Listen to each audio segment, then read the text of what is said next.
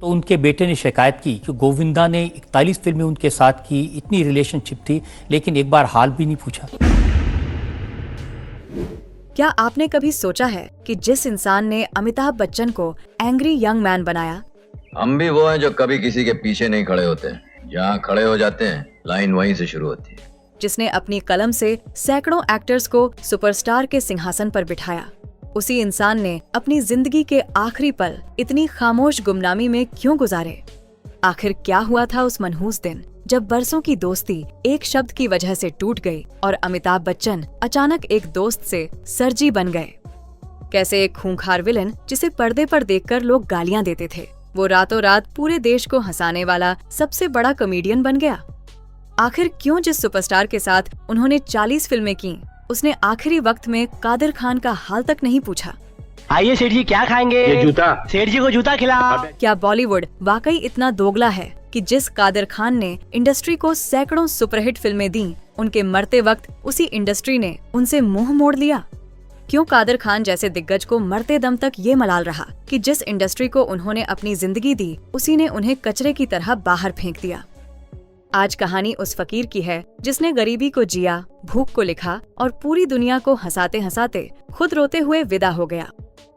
और मैं यहाँ तेरी शरारतों को रफू करने आया था, तेरी बदतमीजियों को रफू नहीं कर सकता मैं जा रहा हूँ। अरे जा। दोस्तों, कादर खान का जन्म किसी फिल्म सिटी के महलों में नहीं, बल्कि 1937 के दशक में अफगानिस्तान के काबुल की उन गलियों से शुरू हुआ था जहां हर तरफ गरीबी और भुखमरी का साया था। 1937 का साल, काबुल की वादियों में एक माँ इकबाल बेगम का कलेजा तब फट गया जब उनके 3 बेटे 8 साल की उम्र पार करने से पहले ही कुपोषण और बीमारी की वजह से कब्रिस्तान पहुंच गए। जब कादिर पैदा हुए तो माँ की आंखों में ममता से ज्यादा खौफ था। उन्हें लगा ये मिट्टी उनके बच्चों को निगल रही है। उन्होंने अपने पति से साफ कह दिया, अगर चौथा बेटा बचाना है तो ये मुल्क छोड़ना होगा। माँ के आंसुओं और जिद के आगे पिता को झुकना पड़ा और उन्होंने हमेशा के लिए अफगानिस्तान छोड़ने का फैसला कर लिया, जिसके बाद शुरू हुआ 1800 किलोमीटर का वो खतरनाक सफर, जिसने बॉलीवुड को उसका सबसे बड़ा डायलॉग राइटर सौंप दिया। लेकिन किस्मत देखिए, मुंबई ने उन्हें आलीशान महल नहीं बल्कि शहर का सबसे बदनाम इलाका कमाठीपुरा मिला, जहाँ चारों तरफ जिस्म फरोशी, नशा और अंडरवर्ल्ड का राज था। नन्हे कादर ने बचपन खिलौनों से नहीं बल्कि भूख से खेला। हालात इतने खराब थे कि कई बार पूरा परिवार रात भर खाली पेट सोता था। इसी भूख के दर्द को उन्होंने सालों बाद अपनी फिल्म रोटी के डायलॉग्स के जरिए पूरी शिद्दत से पर्दे पर उतारा था। जब भूख बर्दाश्त से बाहर हुई तो छोटे से कादर ने तय किया कि वो पढ़ाई छोड़ देंगे और मिल में मजदूरी करेंगे, जहां दिन के 4 रुपए मिलते थे। लेकिन जैसे ही वो घर से निकलने लगे, उनकी माँ उनके सामने एक दीवार बनकर खड़ी हो गई। माँ ने कादिर का हाथ पकड़ा और आंखों में आंसू भरकर कहा, अगर तुम आज दिहाड़ी मजदूर बन गए तो तुम्हारी कीमत इन 3 से 4 रुपयों तक ही सिमट कर रह जाएगी। अगर तुम वाकई इस गरीबी और जलालत से हमें बाहर निकालना चाहते हो तो मजदूरी मत करो, सिर्फ और सिर्फ अपनी पढ़ाई पर ध्यान दो। तुम्हारी मजदूरी के पैसे मुझे नहीं चाहिए, तू बस पढ़। माँ के उन कड़क शब्दों ने कादिर के भीतर एक ऐसी आग जलाई जो आखिरी सांस तक नहीं बुझी। उन्होंने उसी पल मजदूरी का विचार त्याग दिया और किताबों से ऐसा नाता जोड़ा कि पढ़ाई उनके लिए सबसे बड़ी इबादत बन गई। आपको जानकर हैरानी होगी कि कादिर खान अपने समय के सबसे ज्यादा पढ़े लिखे कलाकार थे। कमाठीपुरा के शोर शराबे और घुटन भरे माहौल से बचने के लिए युवा कादिर खान ने एक बेहद डरावनी जगह को अपना ठिकाना बना लिया था, उनके घर के पास मौजूद एक पुराना यहूदी कब्रिस्तान। दिन भर वो मोहल्ले में तस्करों, शराबियों और भिखारियों को देखते और उनके हाव भाव, गालियां और अंदाज उनके तेज दिमाग में एक टेप रिकॉर्डर की तरह छप जाते थे। शाम की नमाज के बाद वो उसी खामोश कब्रिस्तान में कब्रों के बीच जाकर बैठ जाते। वहाँ अंधेरे में वो दिन भर देखे गए लोगों की आवाजें निकालते, उनकी मिमिक्री करते और अपनी काल्पनिक दुनिया में खो जाते। एक शाम जब वो अपनी कला में मग्न थे, तब अचानक उनके चेहरे पर एक टॉर्च की रोशनी पड़ी। वो मशहूर एक्टर अशरफ खान थे। उन्होंने इस लड़के की प्रतिभा को पहचाना और उसे अपने नाटक में शहजादे का रोल दे दिया।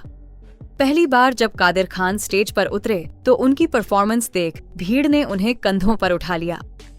एक बुजुर्ग ने कांपते हाथों से 100 रुपए का नोट थमाया और कहा, बेटा तू एक दिन बहुत बड़ा आदमी बनेगा, तेरी कला में जादू है।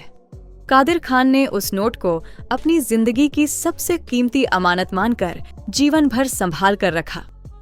यहीं से कादिर खान की जिंदगी ने ऐसा मोड़ लिया जिसने उन्हें थिएटर की दुनिया का चमकता सितारा बना दिया। उन्होंने अपना पहला ओरिजिनल नाटक ताश के पत्ते लिखा और इस नाटक ने मुंबई के थिएटर जगत में धूम मचा दी। ताश के पत्ते की सफलता इतनी बड़ी थी कि देखते ही देखते कादिर खान का नाम पूरे मुंबई थिएटर सर्किट में सम्मान के साथ लिया जाने लगा। उनके नाटक मुंबई के बड़े बड़े हॉल में हाउसफुल चलने लगे थे और दर्शक घंटों लाइन में लगकर टिकट खरीदते थे। उस दौर में थिएटर से कमाई बहुत मामूली होती थी। कलाकारों को एक्टिंग के बदले मुश्किल से 20 से 25 रुपए मिलते थे, लेकिन कादिर खान की बढ़ती पॉपुलैरिटी ने सारे नियम बदल दिए। वो अपनी शर्तों पर काम करने लगे थे। एक्टिंग के लिए वो पूरे 50 रुपए फीस लेते थे और अगर डायरेक्शन भी करते तो 200 अलग से चार्ज करते थे। ये रकम उस समय किसी सपने से कम नहीं थी। धीरे धीरे यही मेहनत उनके परिवार की टूटी हुई आर्थिक हालत को संभालने लगी। जिस घर में कभी 2 वक्त की रोटी के लिए संघर्ष होता था, वहां अब उम्मीद लौटने लगी थी और कादिर खान का नाम सफलता की नई कहानी लिख रहा था।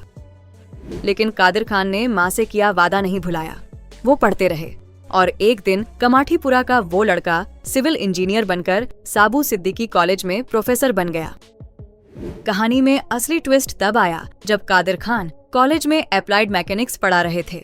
तभी चपरासी दौड़ता हुआ आया और कहा, साहब किसी यूसुफ खान का फोन है, बात करने की जिद कर रहे हैं।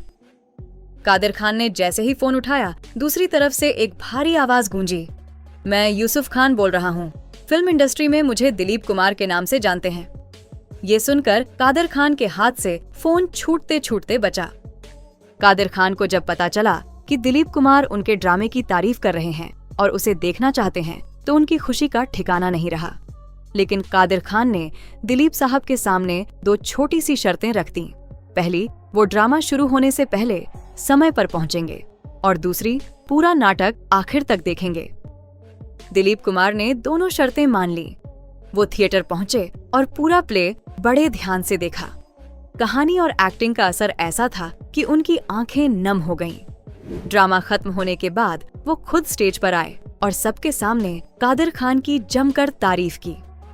उसी दौरान उन्होंने ऐलान किया कि कादिर खान उनकी आने वाली फिल्मों सगीना महतो और बैराग में काम करेंगे। यही वो पल था जिसने एक इंजीनियरिंग शिक्षक को रातों रात बॉलीवुड का सितारा बना दिया। एक्टिंग में कदम रखने के बावजूद असली जादू उनकी कलम में था। उनका लिखा नाटक लोकल ट्रेन बहुत मशहूर हुआ था और उसने नेशनल लेवल पर प्रथम पुरस्कार जीता था।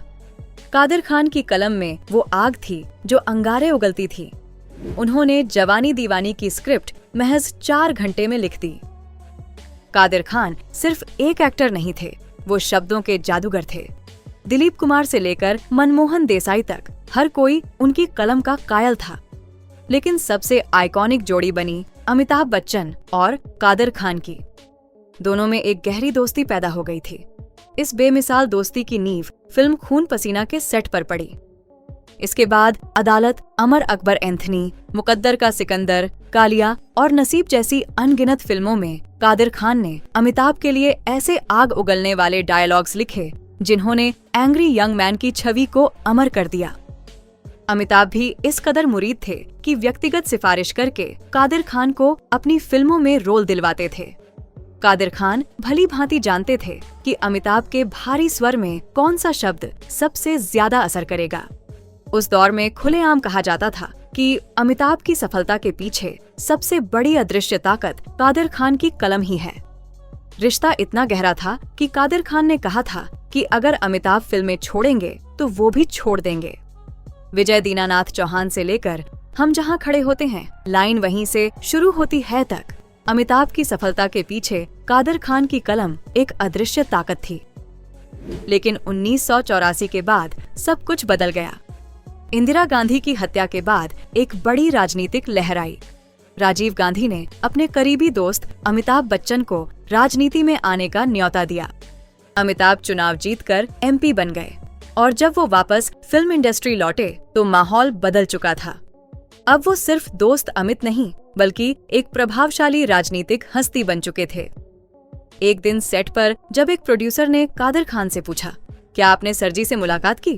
कादर खान चौंक गए। उन्होंने पूछा, कौन सरजी? जवाब मिला, अमिताभ बच्चन। कादर खान को गहरा धक्का लगा।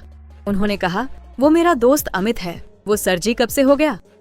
बस यही वो जिद थी जिसने उस महान दोस्ती की नींव हिला दी। कादर खान ने चापलूसी करने से मना कर दिया और नतीजे में उन्हें बड़े प्रोजेक्ट से बाहर कर दिया गया।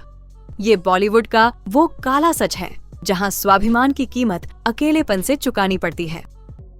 इसी दौरान एक्टिंग में भी एक बड़ा बदलाव आया। खून पसीना और परवरिश के बाद वो एक खौफनाक विलेन बन चुके थे। पर्दे पर कादर खान इतने खतरनाक विलेन थे कि लोग उन्हें सचमुच गालियां देते थे। लेकिन इसका भारी नुकसान उनके निजी जीवन पर पड़ रहा था। जब उनके बेटों ने स्कूल से आकर रोते हुए कहा, पापा, बच्चे हमें चिढ़ाते हैं कि तुम्हारे पिता पर्दे पर पिटते हैं और गालियां खाते हैं। ये सुन कादर खान ने विलेन का रोल छोड़ दिया। इसके बाद शुरू हुआ गोविंदा के साथ वो कॉमेडी का दौर, जिसने 90 के दशक को यादगार बना दिया। डेविड धवन के डायरेक्शन में इन दोनों ने कॉमेडी का ऐसा स्वर्णिम दौर शुरू किया जिसे कोई दोहरा नहीं सका। कुली नंबर 1, राजा बाबू और साजन चले ससुराल जैसी 40 से ज्यादा फिल्मों में दोनों ने गजब की केमिस्ट्री दिखाई। कादर खान कई बार ऑन द स्पॉट डायलॉग्स लिख देते थे और गोविंदा उसे पकड़ लेते थे। इस जोड़ी का नाम ही फिल्म के सुपरहिट होने की गारंटी बन गया था। लेकिन वक्त के साथ बॉलीवुड की चमक फीकी पड़ने लगी। हॉलीवुड की नकल और घटिया स्क्रिप्ट से परेशान होकर इस महान लेखक ने अपनी कलम रख दी। इतने महान करियर में उन्हें 1991 में बाप नंबरी बेटा 10 नंबरी के लिए बेस्ट कॉमेडियन और 1992 में अंगार के लिए बेस्ट डायलॉग राइटर का फिल्म फेयर अवार्ड मिला।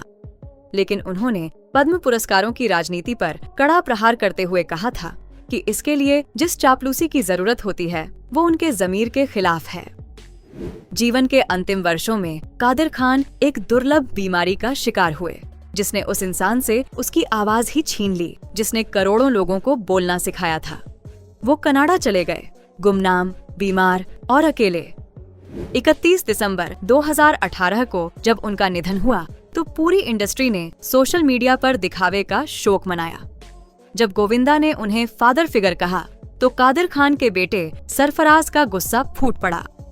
उन्होंने पूछा, जब मेरे पिता सालों तक बिस्तर पर मौत से जंग लड़ रहे थे तब इस फादर फिगर का हाल जानने के लिए आपने कितनी बार फोन किया?